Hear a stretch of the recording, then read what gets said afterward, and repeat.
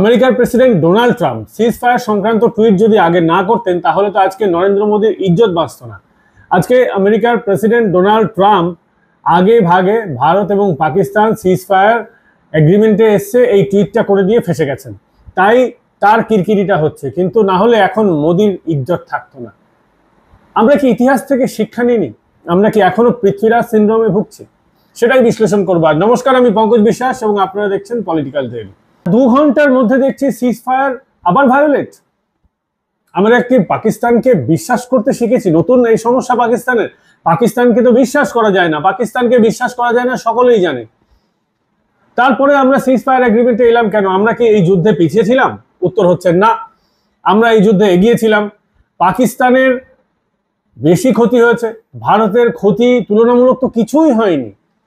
এই যে ভারত পাকিস্তান কনফ্লিক্টটা চলছিল অপারেশন সিন্দুর, তাতে ভারতের ক্ষতি কি? ভারতের যা ক্ষতি হওয়া সেটা পেহেলগামে হয়েছিল। তারপর ভারতের ক্ষতি ইকুয়াল টু 0। একজনের গাড়িতে ড্রোনের ভাঙা অংশ এসে পড়লো, একজনের চাষের জমিতে ড্রোনের একটা টুকরো পড়লো। কি কেন কেন আমরা সিজ ফায়ারে এগ্রি করলাম? তারপরে সিজ ফায়ারে এগ্রি করার পরেও পাকিস্তান তো তার আসল রূপটা দেখিয়ে দিল। সারা রাত ধরে গোলাগুলি চলেছে, তারপরে আবার সকালবেলা বলছে না না না না না আমরা এগ্রি করছি, হ্যাঁ সিজ ফায়ার ঠিক আছে ঠিক আছে ঠিক আছে। সেটা কেন হচ্ছে পরে বলছি, কিন্তু পাকিস্তানকে কি বিশ্বাস করা যায়? অতীত থেকে আমরা কি শিক্ষা নিয়েছি? আমরা তো পৃথ্বীরাজ সিনড্রোমে ভুগছি। পৃথ্বীরাজ সিনড্রোম কি মোহাম্মদ ঘুরিকে দুবার হারিয়ে দিয়েও শিক্ষা হয়নি তার, তারপরেও শত্রুকে ছেড়ে দিয়েছেন। শত্রুকে ছেড়ে দিলে মোহাম্মদ ঘুরি পৃথ্বীরাজ চৌহানের সঙ্গে যেটা করে সেটাই কিন্তু হবে। আমরা তো নিজেদেরকে হিন্দু বলি। হিন্দু ধর্মে কোথায় কোনো দেবী দেবতার দেখেছেন যে ছেড়ে দিয়েছিল কোনো দুষ্কৃতীকে, কোনো অসুরকে? আমাদের পৌরাণিক দেবী দেবতারা, আমরা যে বই পড়ে বড় হয়েছি, তা তো কোথাও ছাড় দেওয়ার পেয়েছি? একমাত্র ছাড় দেওয়া হয়েছিল মহিষাসুরকে, সেটাও মহিষাসুর এগ্রি করেছিল, তারপর আর কোনোদিনও দেবতাদের উপরে আক্রমণ করেন, যেটা নিয়ে আমাদের দুর্গাপূজা বাঙালিদের এত আয়োজন। মহিষাসুরকে মারা হয়নি, তাকে পরাস্ত করা হয়েছিল। এছাড়া ভস্মাসুর ছাড়া হয়নি, রাবণকে ছাড়া হয়নি, জারাসন্ধকে ছাড়া হয়নি। আমরা কি শিক্ষা নিলাম তাহলে আমাদের এই গ্রন্থগুলো থেকে? আমি তো বুঝতে পারি না। এবং সাম্প্রতিক সময়ে আমরা যদি ইতিহাসের কথা বলি, মোহাম্মদ ঘুরির ঘটনা থেকে আমরা কি শিক্ষা নিলাম? আমরা আবদালির থেকে কি শিক্ষা নিলাম? পাকিস্তান যাদের নামে মিসাইল বানিয়েছে, গৌরি আবদালি, তাদের ঘটনা থেকে আমরা কি শিক্ষা নিয়েছি? প্রধানমন্ত্রী নরেন্দ্র মোদী 56 ইঞ্চ কা সিনা, তার অপার ক্ষমতা। এটা তো সত্যি যে ভারতবর্ষ আজকে যে পাকিস্তানের উপরে করেছে, এটা তো সত্যি যে ভারতবর্ষ আজ পাকিস্তানকে যে শিক্ষা দিয়েছে, কংগ্রেস থাকলে হয়তো এই শিক্ষা দিতে পারতো না। কিন্তু একজনই কংগ্রেসের মধ্যে বিলক্ষণ মহিলা ছিলেন, বিচক্ষণ মহিলা ছিলেন, ইন্দিরা গান্ধী। আমি আজীবন তাকে তার কিছু কাজের জন্য শ্রদ্ধা করি। হ্যাঁ, তার অনেক কাজ সঠিক হয়নি, অনেক কাজ মানুষ তাতে অখুশি হয়েছেন, কিন্তু তার একটা কাজ 1971 ইন্দিরা গান্ধীর কোনো বিকল্প এখনো তৈরি হয়নি। অনেকে বলছিলেন, আমার কথা হচ্ছিল বেশ কয়েকজনের সঙ্গে, তারা বলছিলেন যে ইন্দিরা গান্ধী শেষ 13-14 দিন যুদ্ধের জন্য ভারতীয় সেনাকে পাঠিয়েছিলেন, তার আগে 9 মাস বাঙালি মুসলিম জাতি বাংলাদেশে লড়াই করেছিল। তাদের লড়াইকে স্যালুট। সেই লড়াই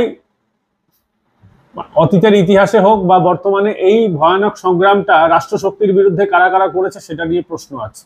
এটা সত্যি, বলজদের স্বাধীন করাতে গেলে যে পরিমাণ ভারতকে সাহায্য করা উচিত ছিল সেটা করা হয়নি। যেমন আবার বলজরাও কি মাঠে নেমে সে পরিমাণ বিদ্রোহ করছেন, মানে একেবারে অল আউট পাকিস্তানের বিরুদ্ধে যুদ্ধে গেছেন? উত্তরটা হচ্ছে না। বলজ পাকিস্তানের ইস্যু, আমাদের ইস্যু নয়। কিন্তু পিওকে তো আমাদের ইস্যু। স্বপ্ন দেখিয়েও কেন নরেন্দ্র মোদী পিছিয়ে এলেন?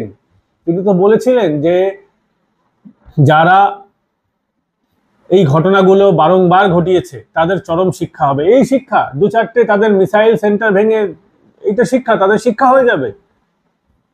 কে মনে করছে জনগণ বিশ্বাস করবে? আমরা তো করছি না। আমরা বিশ্বাস করছি না, পাকিস্তান এখানেই দবে যাবে। পাকিস্তান 2 ঘন্টার সিজ ফায়ার এগ্রিমেন্টে বিশ্বাস করে না, সেই পাকিস্তান সুধরে যাবে? জানি না, আমার তো অন্তত বিশ্বাস হয় না। গেল এক। দ্বিতীয় হচ্ছে, পাকিস্তানের ব্যাপারে ট্রাম্প কি খেলাটা খেলেছেন আমরা কেউ জানি না, কিন্তু যেটুকুন আমরা বুঝতে পারছি, যেটুকুন মিডিয়া ডোমেনে আছে, যেটুকুন পাবলিক ডোমেনে আছে, একেবারে স্পষ্ট যে এবার কিন্তু যে IMF এ আমেরিকা ভারতের কিন্তু সাহায্য করেনি। আমেরিকা চাইলে এই সময়ে পাকিস্তানকে লোন পাওয়া থেকে বিরত রাখতে পারতো, করেনি। এবং আরেকটা বিষয় আমার যেটা মনে হচ্ছে সেটা হলো চীনের ইনভলভমেন্ট আছে। দেখুন, প্রথম দিন থেকেই বলে আসছি যে এই যুদ্ধটা আপনারা পাকিস্তানকে দোষ দিচ্ছেন, Pakistan is a puppet only. Pakistan যে পাপেট, এবং চীন আঙুলের ইশারায় পাকিস্তানকে নাচাচ্ছে। এই ঘটনাটা হচ্ছে অ্যাবসলিউটলি ট্রেড ওয়ারের ঘটনা। চাইনিজ অ্যান্ড ইন্ডিয়ান ইকোনমির মধ্যে একটা ট্রেড ওয়ার চলছে। আপনারা পরিষ্কারভাবে দেখতেই পাচ্ছেন যে ট্রাম্প যেভাবে ইম্পোজ করেছে চীনের উপরে ভয়ঙ্কর ট্যাক্সেস, তার ফলে এই যে চাইনিজ কোম্পানিগুলো একটা শিফট করার জায়গা খুঁজছে। ট্রাম্প চাইছেন তার দেশে ফিরুক, কিন্তু সেটা তো সম্ভব নয়। সেখানে স্কিলড লেবার থাকলেও সেখানে লেবার কস্ট অনেক বেশি।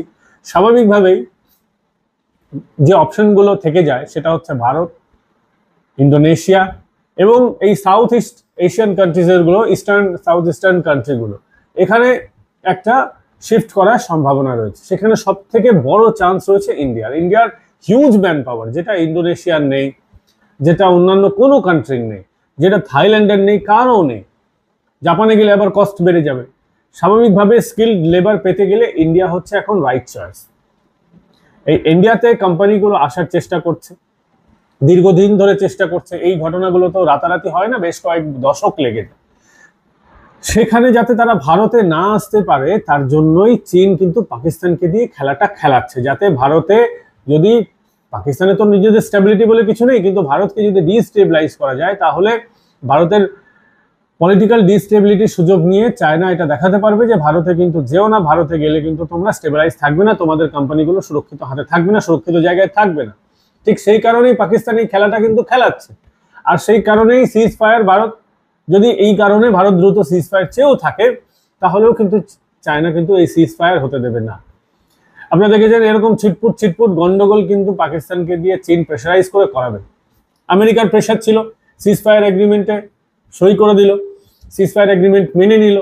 তারপর কি হলো? তারপর কিছুক্ষণের মধ্যে আবার গোলাগুলি।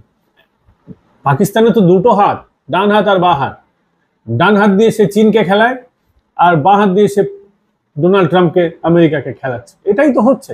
আর এর মধ্যে একটা বড় আপডেট হচ্ছে যে একটা নিউট্রাল কান্ট্রিতে ভারতের ডিপ্লোম্যাটরা, আমেরিকান ডিপ্লোম্যাটরা এবং পাকিস্তানি ডিপ্লোম্যাটরা বসার একটা স্কোপ চাইছেন। মোটামুটি দিনক্ষণ নির্ধারিত না হলেও তারা কোথাও একটা গিয়ে বসবেন, এটা ঠিক হয়েছে।